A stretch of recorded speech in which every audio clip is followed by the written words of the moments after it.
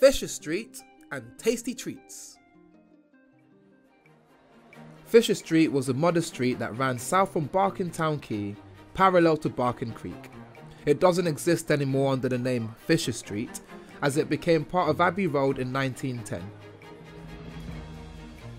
The smells you would have encountered walking along Fisher Street would have changed a lot over time. The odours of fish and tar and freshly cut timber would have assaulted your senses for hundreds of years.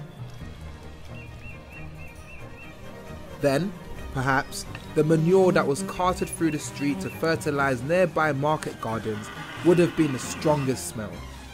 Barking was once famous for growing potatoes, cabbages, asparagus and peas. Several factories were located nearby to Fisher Street, and there's no doubt that strong odours would have come from them over time. Different smells wafting through the air from factories making soap, sauces and sausages, the smells of making matches, pickles and ginger beer. Pungent stenches came from the gasworks, the strange smell of whale oil from the jute factory, burning rubber smelling smoke from Warne's factory, and the delicious warm scent of roasted malt barley from Randall's Malt House. Fisher Street was just 500 metres long. It had 100 houses in 1900 and there was everything the residents needed right on their doorstep.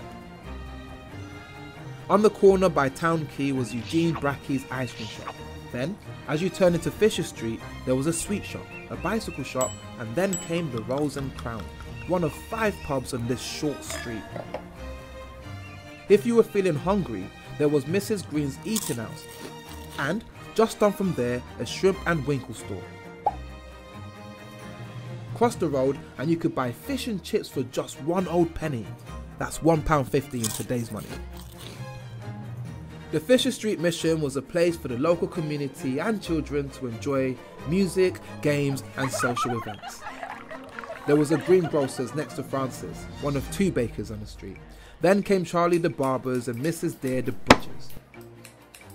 There was also a general store, a dairy, a fishmonger, a shoe shop, a shop selling special supplies for boats and ships. There was Mrs. Miller's coffee shop and dining rooms, and right at the end of Fisher Street was the Fish and Smack pub, named after one of Barking's distinctive fishing boats called a smack. Florence Rowe, a local resident, remembers the appearance in the street of 2 men with barrel organs. One would turn the handle to produce the music, and the other would sing a song of which copies were sold at 6p a time. Usually a crowd would gather around and they sold these songs like hotcakes. Another local resident claimed, "I recall the Barking days of my youth amongst the happiest of my life." How fragrant was Fisher Street?